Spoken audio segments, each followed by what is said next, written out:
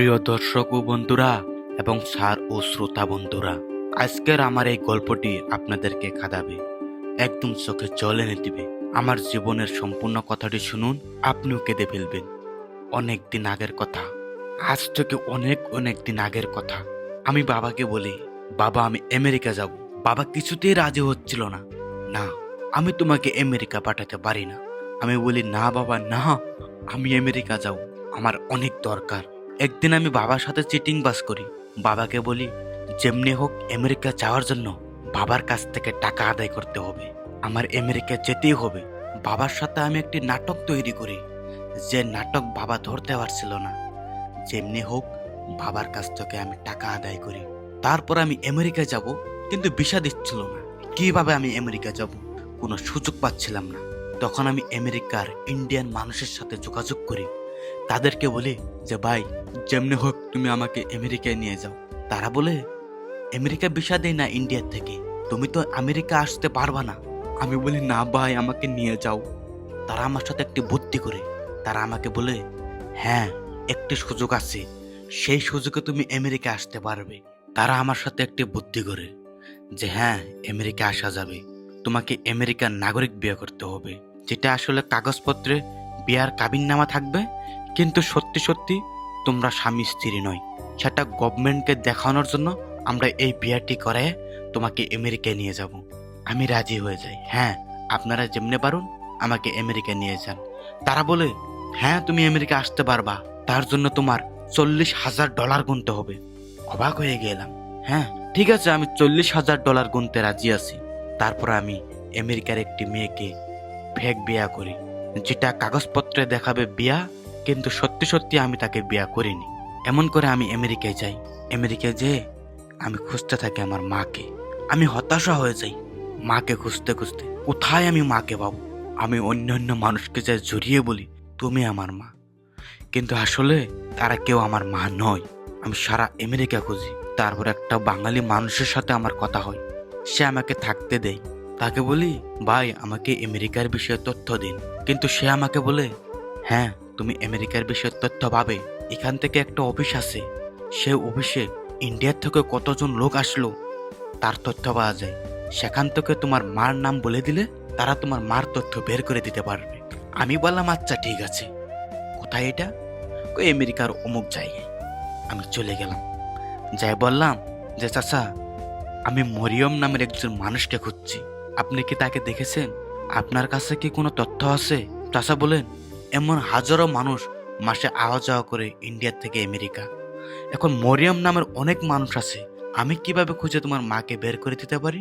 আমি বলি, চাচা আমার মায়ের বয়স 60-এর উপরে আছে। চাচাকে আমি বলি, চাচা যেমনি হোক না আপনি আমার মাকে বের করে দিন। তখন চাচা বলে, আচ্ছা তুমি যদি আমাকে এতই জোর জবরদস্তি করছো, তাহলে এক কাজ করা যাক, আমি একটু চেষ্টা করি তোমার এগুলো বের করে দেওয়ার জন্য। তারপর চাচা অনেক তথ্য খোঁজাখুঁজি করলেন। খোঁজাখুঁজি করে তারপর আমাকে 3টে লিস্ট দিলেন, যে 3টা মরিয়ম নামের মানুষ পাওয়া গেছে, 60 বছরের উপরে বয়স। তুমি এই অ্যাড্রেসগুলো এই শহরে খুঁজে দেখতে পারো। আমি অ্যাড্রেসগুলো নিলাম, নেওয়ার পরে আমি জায়গায় খুঁজতে লাগলাম। আমি নিউ ইয়র্কের এক বাড়িতে গেলাম, যা বললাম, এখানে মরিয়ম নামের কেউ থাকে? একটু ভদ্রলোক বের হয়ে বলল, হ্যাঁ আছে, মরিয়ম নামের তো একজন মানুষ আছে। তারপর যখন ভদ্রলোকটি মরিয়মকে ডাক দিলেন, মরিয়ম উপর থেকে নেমে এসলেন, এসে বললেন, আচ্ছা কি চাও? আমি মুখটি ঘুরিয়ে বললাম, আচ্ছা এটা আমার মা না। আমি মুখটি ঘুরিয়ে এসে বললাম। তারপর আরেক বাড়িতে গেলাম, যাই দেখি সেমই অবস্থা। যখন পরের বাড়িতে যাই, তাকে বলি যে এই অ্যাড্রেসের এমন বয়সের মানুষ আছে কি? তুমি যেটা বলছো এমন মানুষ তো এখানে থাকতো, সে তো এখন ইন্ডিয়ায় চলে গিয়েছে। আমি বলি, চাচা যেমনি হোক সেই ঠিকানাটা আমাকে দিন, আমার যেমনি হোক ওখানে যেতে হবে। তখন সেই মানুষটি বলে, হ্যাঁ আমার কাছে একটি ঠিকানা আছে, সেই ঠিকানায় গেলে তুমি নিশ্চয়ই সে মানুষটাকে পাবে। আমি বললাম, ঠিক আছে চাচা, তাহলে ঠিকানাটা দিন। আমি ঠিকানাটা নিয়ে আমেরিকা থেকে ডাইরেক্ট ফ্লাইটে আমার দেশের বাড়ি ইন্ডিয়াতে এসে পড়লাম। ইন্ডিয়াতেও অনেক খুঁজলাম, কিন্তু মাকে পাইলাম না। তখন আমি হতাশ হয়ে বাড়িতে ফিরে যাই। বাড়িতে যাওয়ার পরে বাবা আমার উপরে রাগান্বিত হয়ে আছে। আমি ভয় করে বাবার সামনে গেলাম। বাবা আমাকে হাত ইশারা দিয়ে ডাক দিল। বাবা বলল, এদিকে আয়। বাবা আমাকে বলে, দেখো, তুমি অনেক বড় হয়ে গিয়েছো, আমি বুড়া হয়ে গিয়েছি। তোমার মাকে যেভাবে খুঁজছ সেভাবে পাওয়া যাবে কিনা আমি জানি না, কিন্তু তোমার মা তোমাকে আর আমাকে কেন ছেড়ে চলে গেলেন? তাহলে শোনো আমার কথাগুলি। আসলে সেদিন কি হয়েছিল, তোমার মার সাথে আমার কি হয়েছিল, তোমার মা যে আমাকে ছেড়ে চলে গিয়েছে বা এখানে যে নেই, আসলে কি হয়েছিল আমাদের মাঝে শোনো।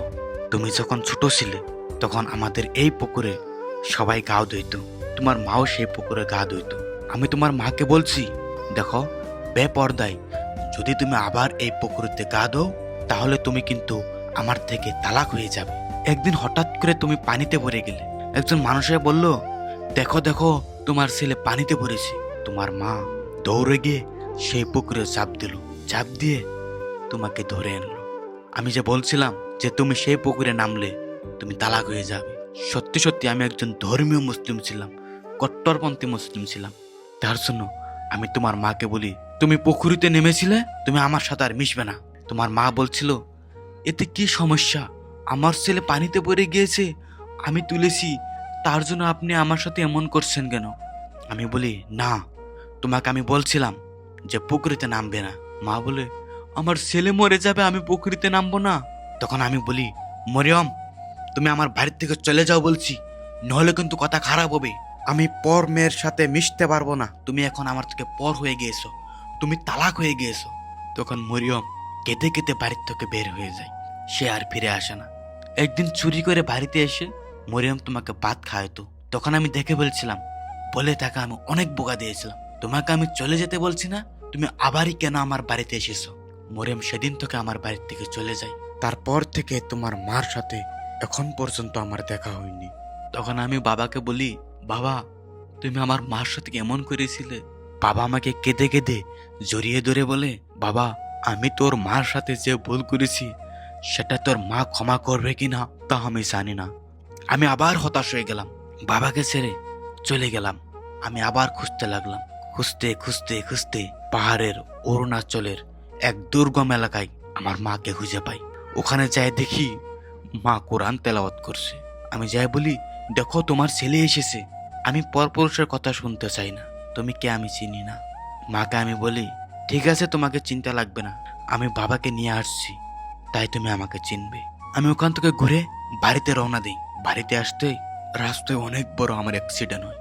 সেই অ্যাক্সিডেন্টে আমি আহত হয়ে যাই, এমন আহত হই আমার দেহটাই ছিন্ন ভিন্ন হয়ে গিয়েছিল। তখন আমার মা দৌড়ে আসে এখানে, আমাকে নিয়ে যাওয়া হয় হসপিটালে। সেখানে আমার মা আমার কাছে বসে সেবা যত্ন করত। তখনই আমার বাবা এসে দেখে মরিয়ম। এমন কাণ্ড দেখে আমার বাবা কেঁদে ফেলে, আমার মাও কেঁদে ফেলে। সেই দৃশ্যটা দেখে আমারও চোখ দিয়ে পানি এসেছিল। অনেক দুঃখের একটি দৃশ্য ছিল সেই দিনটি। তো স্যার, এই ছিল আমার জীবনের এক মূল কাহিনী। তো এই কাহিনীটি শুনে আপনাদের কেমন লাগলো কমেন্টে জানাবেন, দর্শকবৃন্দরা কমেন্টে জানাবেন। ভিডিওটি ভালো লাগলে লাইক করুন। আপনাদেরকে একটি গান শোনাবো, সম্পূর্ণ গানটি শুনবেন। ওরে আমার কপালে নাই সুখ, যে যন্ত্রণা দিয়ে গেলে আমায় দেখব না তোর মুখ। ওরে তুই যে একটা কলম কিনি জানে পাড়ার লোক,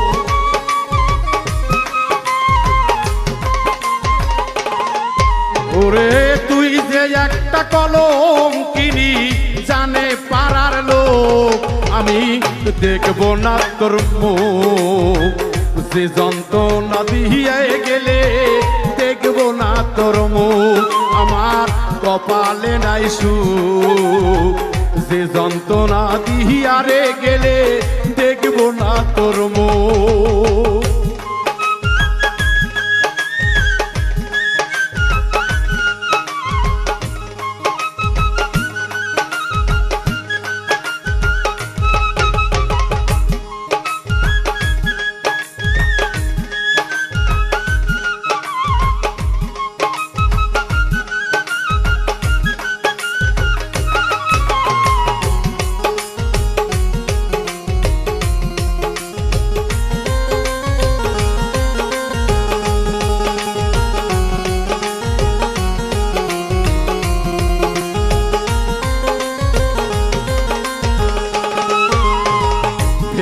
সুরে সুখের সংসার করলি রে বিনাশ অভিশাপ দিব না তোরে হবে সর্বনাশ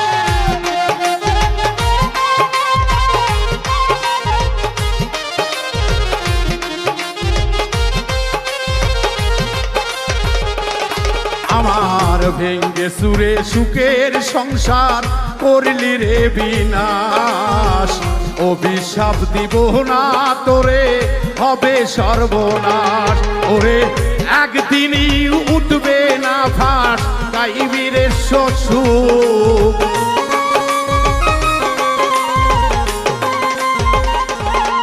ওরে একদিনে উঠিবে রে ফাঁস গাইবি না সুযোগ আমি দেখব না তোর মুখ তুই যে একটা কলঙ্কিনী বলে পাড়ার লোক আমার কপালের নাই সুখ যে যন্ত্রণা দিয়া গেলে রে বেঈমান দেখব না তোর মুখ